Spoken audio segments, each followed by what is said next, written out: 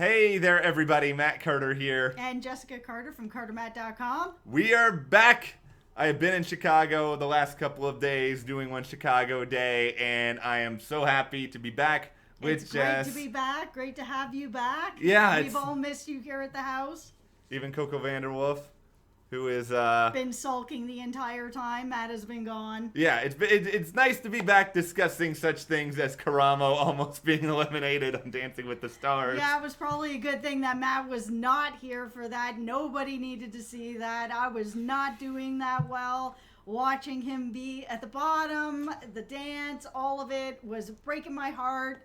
But I drowned my sorrows afterwards in some macaroni and cheese and some wine, so that helped out. Well, it would have been okay because I got training in compressions and defibrillators when I was doing one Chicago day, so... Yeah, except you killed your patient. Yeah, okay, so we don't need to bring that part of it up. I see. Karamo ended up surviving, so it's not a serious concern, but I don't get the sense there is some prevailing sadness in the air here over the end of Lamar Odom and his time in the ballroom. Yeah. I will say this about Lamar. He tried. He really tried, and that's all I can really ask for out of this show. There's lots of people that come on here and are just wonderful dancers, and I love that, but I always love the people who come on and try and improve and do their best. And I know Lamar went home, but this was his best performance. He really, he stepped it up. Well, before we break down Lamar's performance further, and of course talk about our favorites and how everybody's doing, I think there's a little bit of competition now. If you enjoyed this video, give us a like, subscribe, and hit the notification bell. We will be back on Mondays to do more Dancing with the Stars videos the rest of the season, unless somebody teleports me there against my will. I don't think I'm going back to Chicago any point over the next few weeks. No, So probably not. we will be back on Mondays.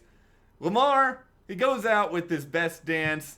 This is, in my mind, the moment where he sees his mortality sort of just barreling down upon him, and he realizes, if I'm gonna go down swinging in the blaze of glory. Yeah, and he did.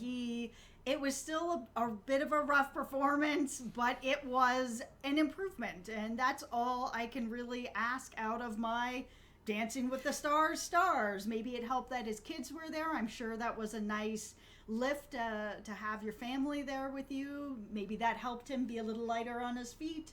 Unfortunately, we lost him. There's only so much you can do, I think, unfortunately, to teach Lamar, who is a giraffe. I mean, he's almost 7 feet tall. You can't really choreograph that with anyone. Yeah.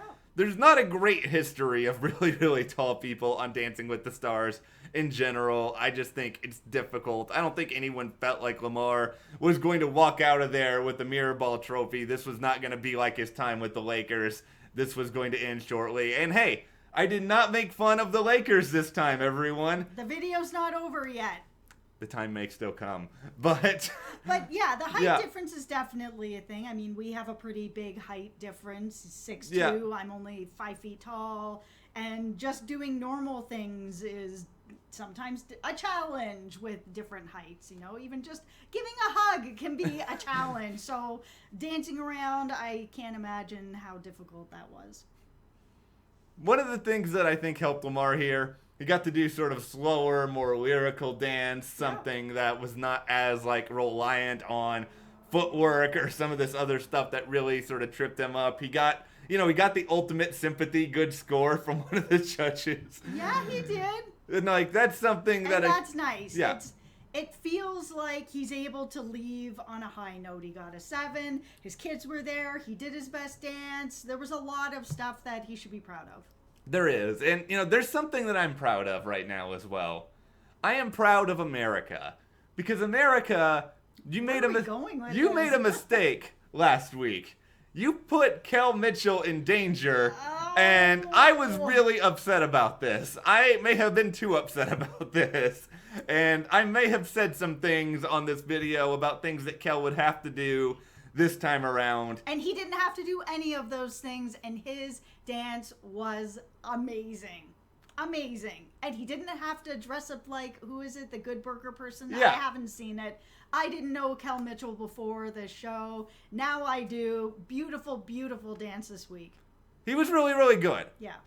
Still should have done the Good Burger dance, but I still think he was really, really good. No, this is what Kel's thinking. He doesn't need the gimmicks. Well, here's what you got to do now if you're Kel. I mean, you're walking a thin wire here, because if you make it to the end of the season, you get to do the freestyle. The Good Burger dance is screaming to be a freestyle routine, and it is the perfect, like, I'm going to hit a home run and then walk out of this thing the champion, because you will get all the attention on you if you do it then. But you got to make it there. and he very well might at this point. Yeah, it was his best dance of the season. It was, and he's one of these people that is improving to a spot where he is becoming a very good dancer. Yeah, and I think he will continue to be a very good dancer. I think he's somebody who, he's an actor. He can kind of channel the emotion. He seems like he's in pretty good shape. I don't think anything is necessarily going to slow him down. But, here he is. Kel, one of the best scorers of the night. And he was one of I may be just like the tiniest bit biased. So that's a fan. Okay, yeah. He may very well be my favorite person ever on Dancing with the Stars. Wow. But, well, he's like on my pop culture Mount Rushmore.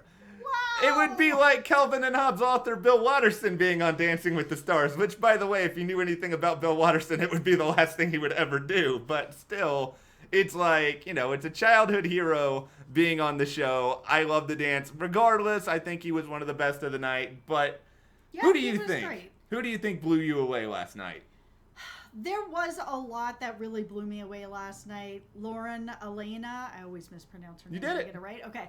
She did such a great job last night. I didn't know going into this competition what to expect from her. She is someone who started out well, has continued to grow and get into this in different ways, because each dance brings out a different passion or a different emotion or a different, side of a person. And she comes across as someone who's just very good and wholesome and kind and always smiling. So it was really interesting to see this dance. I really liked it. She was at the top for me. I'll admit that going into this season, I wasn't the most excited in the world about Lauren. And this is probably just because I don't know if I've ever fully gotten over that season of American Idol, because I feel like she was positioned and producers desperately wanted her to win. And I feel like Haley Reinhart got robbed. But anyway, it's just that memory is still in my brain. But all that aside now, I think Lauren is likable. I think she's funny. I think this was a good dance for her this time around. We haven't talked about her that much in any of these videos so far this season, but I think she is someone, she's obviously got musicality. Yeah, she's someone to look out for, but there was a lot of really good dances in general, because Ellie did great, Sailor did great, James, of course, did amazing jumping off the bench. I loved him as well. Oh, here we go. We're gonna take a minute here with James, because if I was not the Kel Mitchell fanboy that I am, this would have probably been my favorite dance of the night. It was pretty amazing. First of all, I like the outfit choice. The outfit choice, great song, great setup, great use of props. It was pretty amazing. He looked like he was like an ice cream salesman on Mad Men with that outfit. Like, he was he had like the enthusiasm, he had the look. I liked the spirit. It just made me happy, and I feel like they've used Walking on Sunshine for like 5 different routines at this point on Dancing with the Stars. But yeah, probably, but it feels like a good song for that type of dance. It's a very good song for that type of dance. It is the total opposite of seeing Karamo trying to do, I suppose it was a variation of a tango to Old Town Road. Yeah, that was tough. Whoever gave him that song, that's who I'm blaming for this mess. Because my Karamo is doing so well, and he has been doing so well, and there's no reason why he wouldn't have done well with this, except what a weird song choice. The whole season has actually had some very weird choices, but that one, that's the reason why Karamo was in the bottom 2 song choice. I'm gonna die on this hill. Producers, it's time for us to have a talk. We know that you love to put modern music on there. I get it. You understand that your show has a much older demographic. You want to get the young kids watching. Yep. That's why you've got people like Ali on this season. Yep. And you think, oh, if we make someone tango to Old Town Road, this will get the kids. We'll finally get these young viewers watching. But it's also kind of like you're awkwardly watching somebody dance to a song that they have no business doing this kind of dance to. But they, for some reason, love this song this season on all of these reality shows. Yeah. We just saw this, the ice cream for, I won't ruin it for anybody Yeah. who hasn't watched this season's Masked Singer because it's not over yet and it was revealed. So you can go watch that video. We have that on the channel as well. But that performer also sang that song. So this feels like a song we are going to be hearing over the seasons. I feel like if you're doing Old Town Road this much, it's kind of becoming, wait for it, a New Town Road. All right. Now, thank you, everyone. We just lost 5 subscribers. Okay. Let's talk about a couple of other people here who I think are, at least on some level, contenders. I think to me at this point, it's a 2-person race, James and Hannah Brown. And I think one of them is going to end up winning this. Yeah, and it'll probably be James. I don't know. I feel like between them, he's actually the better dancer. The issue is that I think Hannah probably has the bigger fan base because James has been kind of out of the public eye for a while. It's tough. Like, I really am kind of back and forth on it because I feel like a lot of that sort of typical Dancing with the Stars, like maybe a little bit of the older demographic, I think they would probably be teams James Vanderbeek. But I think at the same time, if you were to just go and watch like YouTube videos or go and just check out like social media traffic, Hannah's probably got most of it because, you know, she does have all Bachelor Nation. She was just on the show. It feels like ABC. And she's very likable too. Yeah, and ABC has basically put Hannah on almost every single show that they possibly could have between now and, I mean, I'm really looking forward to seeing her appear as a cop on The Rookie at some point in the future. It's not actually happening, but, you know, it's possible. I like Hannah as a dancer. I mean, there is a little bit of the part of my brain, and I call it like the ringer police, the part of me that's like, okay, this person's too much of a ringer. Hannah's had dance training before. A lot of dance training before. And, you know, I'm not taking away from like her likability or anything else, but there always is that part of me that's like, I want to see the person who has no idea what they're doing end up doing really well, as long as they're still pretty good at the end of this.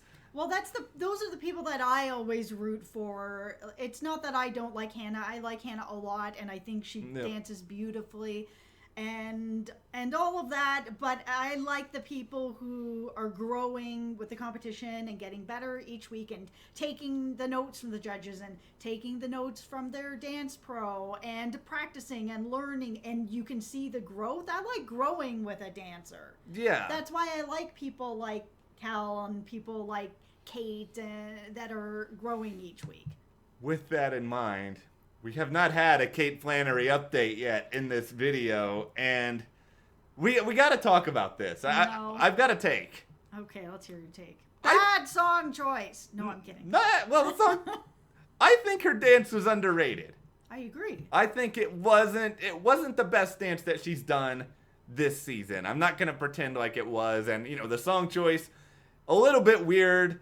Selena Gomez for that style. Nothing against Selena Gomez. This song has been used on Dancing with the Stars before very effectively. Here, I don't know, but still, I thought she was really into the character. I was like, oh, this is like serious Kate, and it worked for me. It worked for me too. I wasn't exactly sure why it was not received as well as it should have been. Is it the best dance she's done? No, but did it work for what she had? Yes, it did. I still feel that she used the whole dance floor. The dance was great. She was in the character, in the moment.